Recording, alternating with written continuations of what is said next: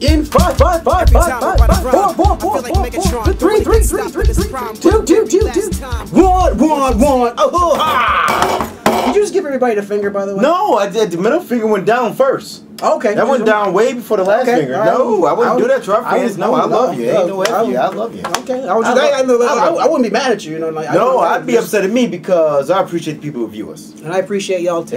There's no F you over here. I love y'all. Let's bring it in for a hug. All right, you sit your ass down with that shit. Let's bring it in. See, now, look at you doing too much, ain't he, y'all? He ain't doing too much. Anyway, y'all, welcome to a little thing that we call the Cipher 360. I am your host, Marcus the Kid Warren, and with me is my man Muff. How are you doing today, sir? Doing great, man. We're back at it again. Just to kind of go back into it, we just did a review of before of Ninth Wonder and Murs, and Ninth Wonder, one of the hardest working producers in hip hop, is apparently one of the hardest workers. He has another project with Buckshot, formerly of the group Black Moon. Veteran MC. Veteran, classic MC who got the props. Who got the props? Back in the day, that's what I'm gonna tell you, man.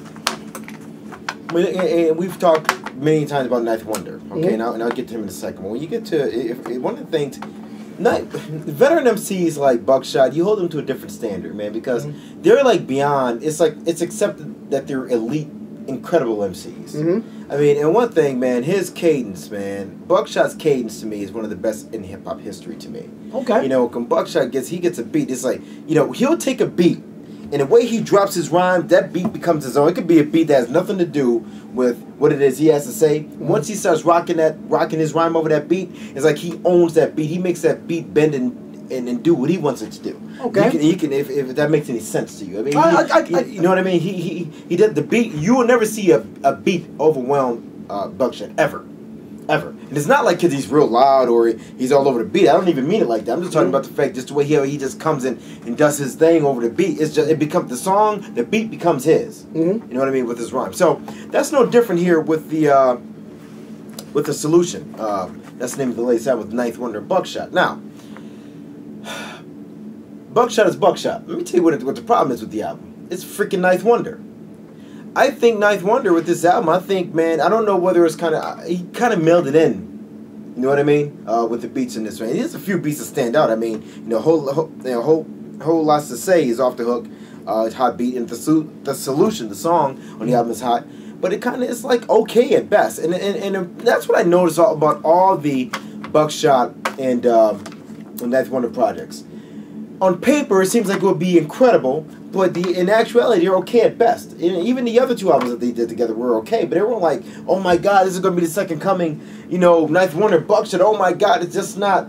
They don't have a lot of ironically, they have an album called Chemistry, but they don't have a lot of chemistry together as far as beat maker and MC. And it comes through on this album yet again. I mean, what do you think about this? Honestly, I just breathe like a sigh of relief. Okay. Because everything you just said, I have on my everything. Just about everything you said. I mean, I think the first thing that I will say, and you pretty much said it. I was going to start with saying, look, Buckshot is Buckshot. I mean, he's a pioneer. He's one of the greatest out there from the early '90s. Look, I mean, and his cadence is crazy. I mean, even from back in the day, I mean, he really hasn't lost a step. But I mean, his cadence is just crazy. I mean, he feels. I mean, when you listen to a Buckshot song, and no matter what the song is, just like you said, he makes it his own, and it feels like he's whispering your last rites into your ear. You know what I'm saying? It's almost kind of creepy with the way Buckshot can make a song his own.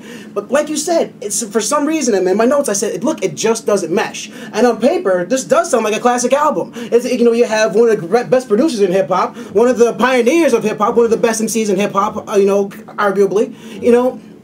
There should be a great album, but this just goes to show a great producer and a great artist, sometimes it just isn't going to make a great project, and I think this is one of them. Yeah, now I'm not going to doo-doo on it at all. No. I'm going to say it's a solid project, and I think and give me your opinion on this.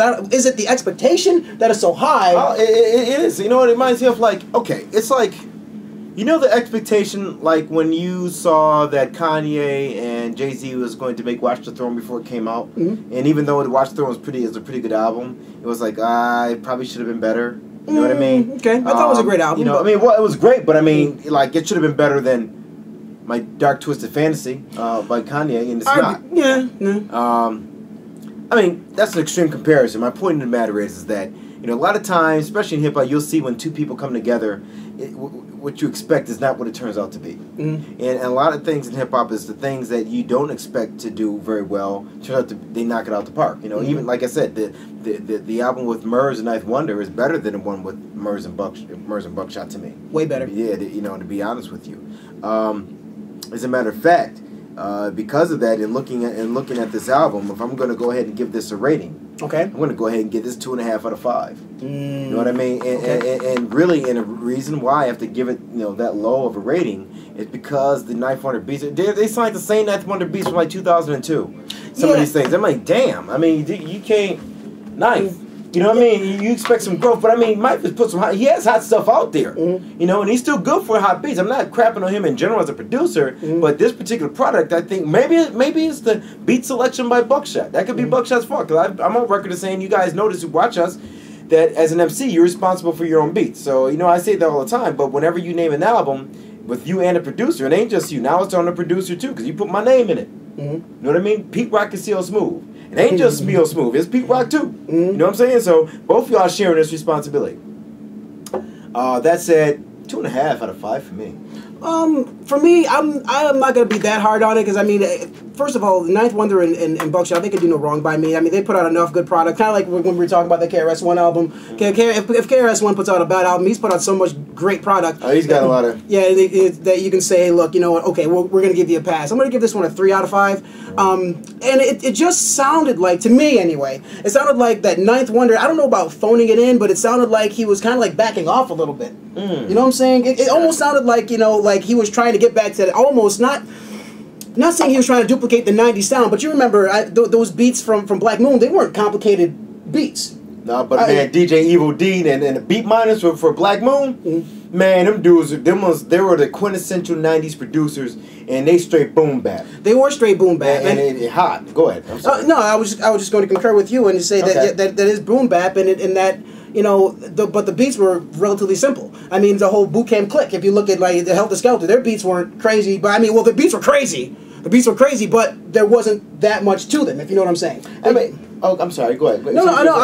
That's all I'm going to say, and I'm thinking that, you know, was he trying to maybe mold the beats around what, you know, what Buckshot would sound good over? I mean, after listening to this, I'm like, okay, what was Ninth Wonder thinking?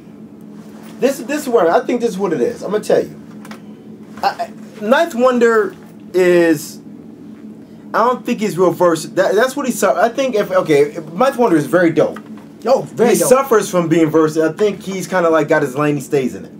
And I don't think he's very good at switching up his style to fit the MC.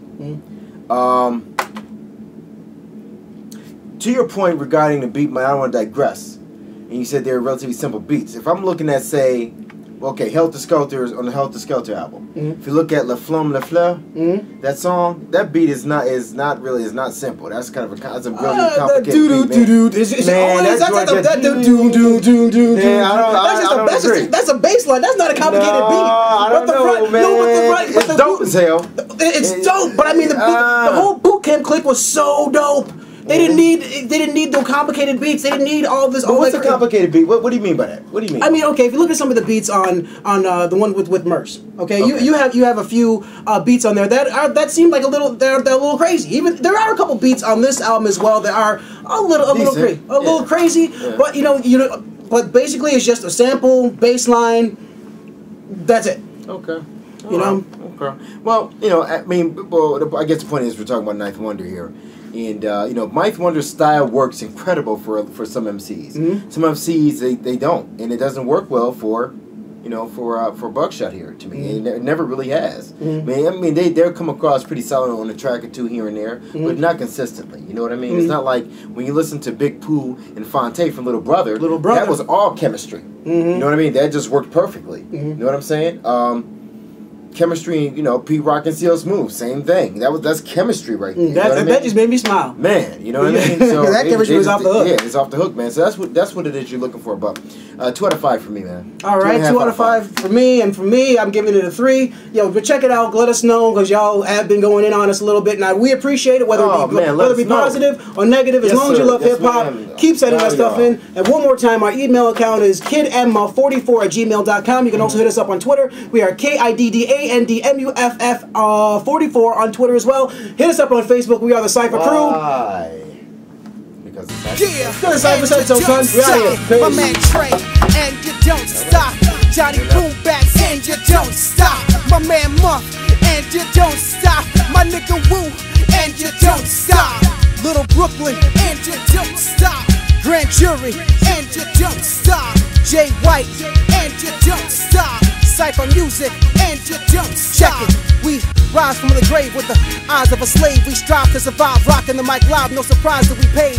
We created a trade that became a craze, or was it vice versa? Gave birth to a verse and baptized it in cursive. If you thirst for the real, then travel no further. We murdered the fraudulent motherfuckers and went out to get burgers. We hip-hop carnivores.